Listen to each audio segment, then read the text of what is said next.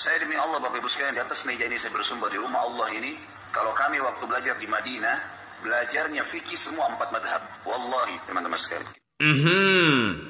Ada seorang ustadz sanjungan kaum Wahabi yang dengan bangga sekali dia bersumpah atas nama Allah Subhanahu wa taala bahwa dirinya ketika dia belajar di kota Madinah, dia mempelajari kitab fikih 4 mazhab. Luar biasa sekali orang ini. Namanya adalah Khalid Basalamah. Kami kurang tahu apa maksud dia mempromosikan diri sebagai pelajar fikih 4 mazhab. Apalagi dia sampai-sampai berani bersumpah atas nama Allah Subhanahu wa taala. Toh meskipun dia itu sudah benar-benar mempelajari kitab fikih 4 mazhab, kami rasa tidak ada gunanya apabila kita itu tidak mampu menghormati dan tidak mampu menghargai perbedaan pendapat di antara 4 imam mazhab tersebut. Ya contohnya, kita itu masih sering, oh ini bid'ah, itu bid'ah. Nah ini kan gak penting teman-teman kalau sudah mempelajari kitab fikih 4 mazhab, tetapi kita itu tidak mampu untuk menghargai perbedaan pendapat di antara 4 mazhab itu sendiri. Ya percuma kan kalau seperti itu. Apalagi sampai berani berfatwa di luar fikih 4 mazhab dan jelas bertentangan dengan ayat suci Al-Quran maupun hadis Nabi Muhammad Sallallahu Alaihi Wasallam. Ya contohnya adalah pernyataan Khalid Basalamah tentang masalah ini. Kita kena kencingnya kucing, kotorannya kucing itu langsung batal wudunya. Beda kalau kita tersentuh dengan kotoran hewan yang boleh dimakan dagingnya. Kotoran ayam, kotoran kambing, itu wudunya nggak batal. Sudah tahu belum nih?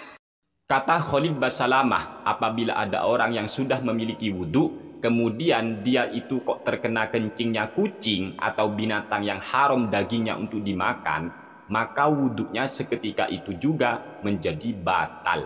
Hal ini berbeda apabila kita terkena kotoran binatang yang dagingnya halal dimakan. Contohnya, kita sudah punya wudu, kemudian kita terkena kotoran ayam, maka wudhunya tidak batal karena ayam itu dagingnya boleh dimakan. Tapi kalau daging hewan itu haram dimakan, maka ketika kita terkena kotoran binatang tersebut, wudhu kita menjadi batal. Begitu kata Khalid Basalamah. Yang menjadi pertanyaan bagi kami adalah, apabila Khalid Basalamah ini memang sudah benar-benar mempelajari kitab fikih 4 mazhab, yaitu mazhab Imam Abu Hanifah, mazhab Imam Malik, mazhab Imam Syafi'i, maupun mazhabnya Imam Ahmad bin Hambal. Pertanyaannya cuma satu. Di antara 4 mazhab ini, baik mazhab Hanafi maupun Maliki, Syafi'i, dan Hambali, yang mengatakan bahwasanya wudhunya orang itu menjadi batal apabila kulitnya ataupun tubuhnya terkena kotoran kucing, bisa batal wudhunya, menjadi batal wudhunya, ini mengambil fikih mazhab yang mana? Apakah menurut mazhab Syafi'i, atau menurut mazhab Maliki, atau menurut mazhab Hanafi, atau menurut mazhab Imam Ahmad bin Hambal? Atau jangan-jangan pernyataan Khalid Basalamah itu bukan berasal dari fikih 4 mazhab, melainkan mazhabnya sendiri, atau ngarang-ngarang mazhab sendirilah, atau jangan-jangan begitu. Namun kalau memang ada ya monggo silakan. Karena setahu saya fikih 4 mazhab itu, baik mazhab Imam Ahmad bin Hambal mazhab Imam Asy-Syafi'i mazhabnya Imam Malik maupun mazhabnya Imam Abu Hanifah, tidak ada fatwa yang semacam itu. Dalam artian mereka semua sepakat bahwa orang yang punya wudhu ketika tubuhnya terkena kotoran kucing, wudhunya itu tetap tidak batal wudhunya. Itu sudah sepakat. Karena itu najis itu tidak membatalkan wudhu. Yang membatalkan wudhu itu hadas. Ayo kita harus mampu membedakan mana najis dan mana hadas. Kalau najis, contohnya kita sudah punya wudhu, kemudian kita terkena kotoran ayam atau terkena kotoran anjing atau terkena kotoran kucing tubuh kita, maka wudhunya tetap sah, tidak batal. Hanya saja kalau kita mau sholat atau mau ke masjid dan semacamnya, kita wajib untuk membasuh atau mensucikan tubuh kita yang terkena najis tadi. Tetapi wudhunya ya tetap sah.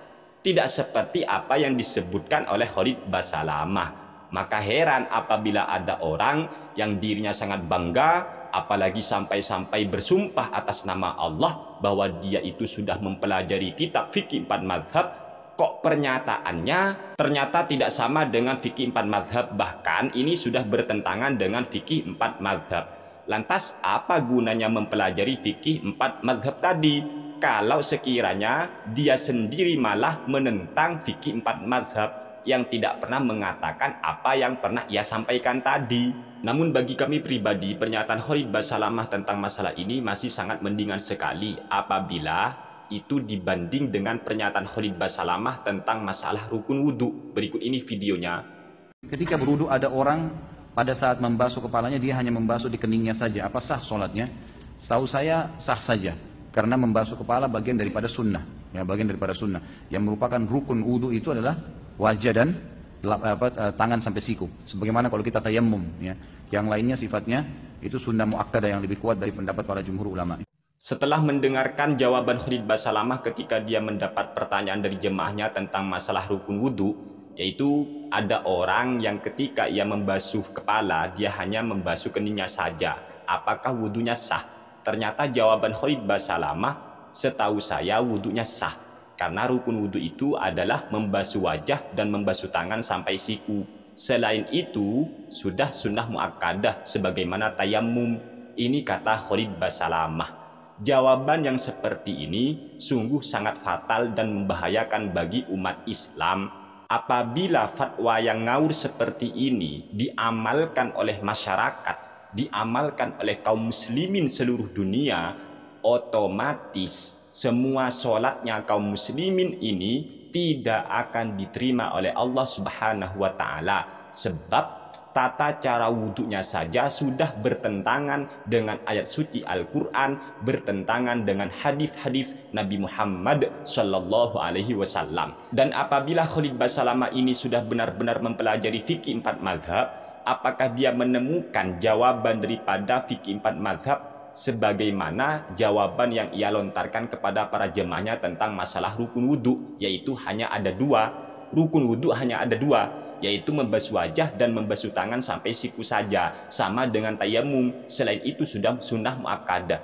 Apakah ada di fikih 4 mazhab? Yang jelas rukun wudhu hanya ada 2, yaitu membasuh wajah dan membasuh tangan sampai siku saja, sama dengan tayammum. Itu tidak akan pernah kita temukan di dalam kitab fikih 4 mazhab. Meskipun Khalid Basalamah sudah bersumpah dan mengaku bahwa dirinya itu sudah mempelajari kitab fikih 4 mazhab.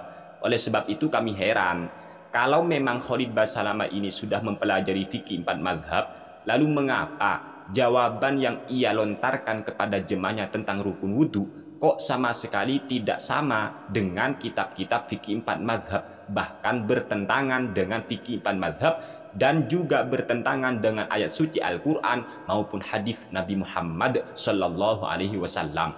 Semoga jawaban yang seperti itu tidak terulang lagi, dan semoga umat Islam ini semakin cerdas memilah dan memilih guru yang terbaik, guru yang memang paham tentang ilmu agama, apalagi ini tentang masalah toharoh, tentang bersesuci. Kalau sudah masalah toharoh ataupun masalah sesuci saja tidak beres, lalu bagaimana dengan hal-hal yang lainnya? Kata Nabi SAW, ragama anfum bin, ragama anfum brin man idha sami'tu dhukira inda walam yusallim alaiya. Ragama anfum brin man idha sami'tu dhukira inda walam yusallim alaiya. Kami pribadi merasa heran dengan Khalid Basalamah ini. Katanya dia itu kan sudah belajar di Arab Saudi. Tapi ketika dia membaca hadis, ternyata hadisnya berantakan. Dan itu jelas bukan hadis Nabi Muhammad SAW. Melainkan dia itu sebenarnya ingin membacakan sebuah hadis, tapi dia tidak hafal hadisnya. Kemudian dia mencoba untuk memberanikan diri mengarang hadis dengan menggunakan bahasa Arab. Akan tetapi redaksi hadis yang ia ucapkan sangat berantakan, tidak sesuai dengan gramatika Arab. Secara ilmu nahwu sorof saja sudah sangat jauh dari kebenaran. Dia membaca hadis itu begini, ragama anfumriin man idza sami'tu dzukira indahu walam yusallim alayya. kalian tidak mungkin menemukan redaksi hadis sebagaimana yang sudah dibacakan oleh Khalid Basalamah, yaitu raghama an fumriin man idza sami'tu dzukira indahu walam yusallim alayya. Tidak ada hadis seperti ini karena redaksi hadis yang dibaca oleh Khalid Basalamah ini berantakan. Cobalah, raghama an fumriin, raghama an fumriin man idza sami'tu dzukira indahu. Apa maksudnya ini? Man yaitu orang, idza sami'tu ketika saya mendengar. Lafaz sami'tu ini adalah fi'il madhi yang bersambung dengan dhamir rafa' mutaharrik yang asalnya sami'ah. Sami'ah mendengar sapa wong, orang mendengar. Tetapi ketika sudah diberi ta, ini tak ya, sami'tu berarti maknanya saya mendengar. Contoh, sami'ah dia mendengar, sami'tah kamu mendengar. Kalau saya mendengar, sami'tu. Man idza sami'tu yaitu orang apabila saya mendengar. Kalau ini dauhnya Nabi berarti kan Nabi ya. Sayanya itu isinya Nabi, yaitu orang yang ketika saya mendengar isi sayanya berarti Nabi. Ketika saya mendengar dzukira sapa eman, dzukira disebut sapa eman, indahu di sisi siapa ini? Eman. Berarti makna hadis ini yaitu orang apabila saya mendengar dia disebut di sisinya. Gimana sih? Berantakan teman-teman.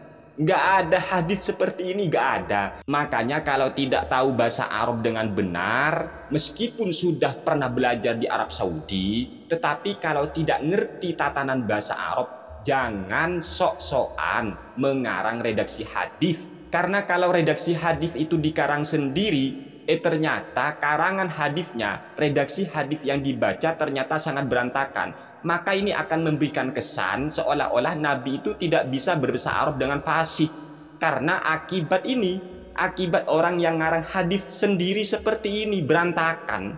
Tidak mungkin kalian menemukan redaksi hadis sebagaimana yang dibaca oleh Khalid Basalamah. Redaksi seperti yang dibaca oleh Khalid Basalamah ini berantakan, sangat jauh dari kebenaran. Aneh memang ya, Khalid Basalamah ini aneh. Mengaku-ngaku sudah belajar di Arab Saudi, tapi kok gini redaksi hadis yang ia baca sangat berantakan, seolah-olah memberikan kesan bahwa Nabi itu tidak fasih dalam berbahasa Arab. Yang kedua, dia katanya sudah mengaku dirinya pernah belajar perbandingan mazhab, dalam artian dia sudah mempelajari fikih 4 mazhab. Tetapi tentang masalah rukun wudhu atau hal-hal yang membatalkan wudhu sama sekali tidak sama dengan pendapatnya 4 imam mazhab, dan bahkan bertentangan dengan fikih 4 mazhab.